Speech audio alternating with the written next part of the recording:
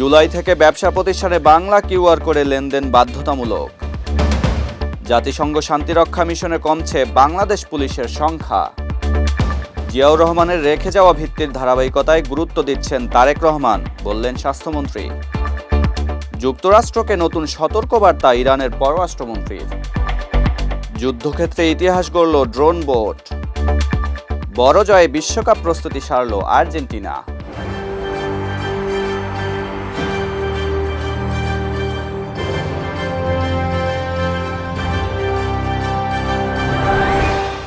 দর্শক, আমন্ত্রণ জানাচ্ছি নাগরিক প্রতিদিন নিউজ রুম ইনসাইডে। সঙ্গে আছে আমি তানজিমুল আবিদ। এতক্ষণ শুনছিলেন সংবাদ শিরোনাম, এবার জানিয়ে দেব বিস্তারিত। জুলাই থেকে ব্যবসা প্রতিষ্ঠানে বাংলা কিউআর কোডে লেনদেন বাধ্যতামূলক। ডিজিটাল পেমেন্ট ব্যবস্থাকে আরও সহজ, দ্রুত ও নিরাপদ করতে এই উদ্যোগ নিয়েছে বাংলাদেশ ব্যাংক। আগামী 1 জুলাই থেকে সারা দেশে ব্যবসা প্রতিষ্ঠানে বাংলা কিউআর কোডের মাধ্যমে লেনদেন বাধ্যতামূলক করা হচ্ছে। এই কার্যক্রমের প্রচারণার অংশ হিসাবে বুধবার বাংলাদেশ ব্যাংক চত্বরে তফসিলি bank, mobile financial service, MFS প্রদানকারী প্রতিষ্ঠান, পেমেন্ট সার্ভিস প্রোভাইডার এবং পেমেন্ট সিস্টেম অপারেটরদের প্রধান নির্বাহীরা একত্রিত হন। অনুষ্ঠানে বাংলা কিউআর কার্যক্রমের উদ্বোধন করেন বাংলাদেশ ব্যাংকের গভর্নর মোস্তাকুর রহমান। জাতিসংঘের শান্তিরক্ষা মিশনে বাংলাদেশ পুলিশের অংশগ্রহণ উল্লেখযোগ্যভাবে কমে গেছে। বিভিন্ন মিশনে 230 জনের বেশি পুলিশ সদস্য দায়িত্ব পালন করলেও বর্তমানে সেই সংখ্যা নেমে এসেছে মাত্র 35 জনে। পুলিশ কর্মকর্তাদের মতে এর অন্যতম কারণ হলো জাতিসংঘে বাংলাদেশের স্থায়ী মিশনে পুলিশের জন্য নির্ধারিত কাউন্সিলর পদ 7 বছর ধরে শূন্য থাকা। বাংলাদেশ পুলিশ 1989 সাল থেকে জাতিসংঘের শান্তিরক্ষা মিশনে অংশ নিয়ে আসছে। গত 37 বছরে 21,816 জন পুলিশ সদস্য বিভিন্ন দেশে দায়িত্ব পালন করেছেন। 2013 ও 2016 সালে বিশ্বব্যাপী শান্তিরক্ষী পুলিশ সদস্যদের মধ্যে বাংলাদেশ পুলিশের অংশগ্রহণ ছিল সর্বোচ্চ। দায়িত্ব পালনকালে 24 জন সদস্য নিহত এবং 15 জন আহত হয়েছেন।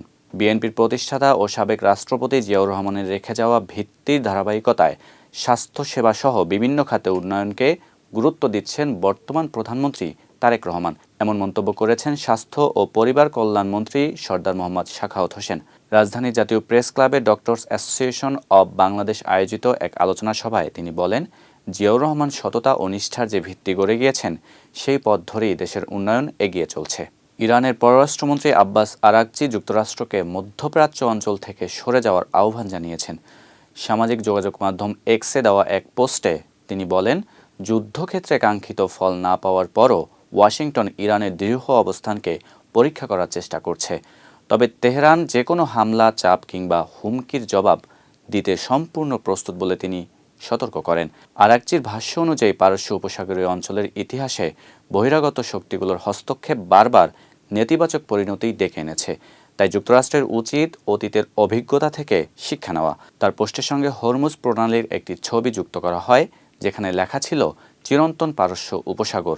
বিশ্লেষকদের মতে এটি শুধু ভৌগোলিক পরিচয়ের বিষয় নয়, বরং অঞ্চলে ইরানের প্রভাব ও অবস্থানের প্রতীকী বার্তাও বহন করে। হরমুজ প্রণালীর কাছে ভূপাতিত হওয়া একটি মার্কিন অ্যাপাচি হেলিকপ্টারের 2 ক্রু সদস্যকে নিরাপদে উদ্ধার করেছে যুক্তরাষ্ট্রের একটি মানবহীন ড্রোনবোট। সামরিক ইতিহাসে এই প্রথম কোনো স্বয়ংক্রিয় যুদ্ধজাহাজ বা সি ড্রোন ব্যবহার করে সমুদ্র থেকে সেনা উদ্ধারের ঘটনা ঘটল। উদ্ধার অভিযানে ব্যবহৃত 24 ফুট দৈর্ঘ্যের AI চালিত ড্রোনবোটটির নাম সারোনিক কর্সেয়ার।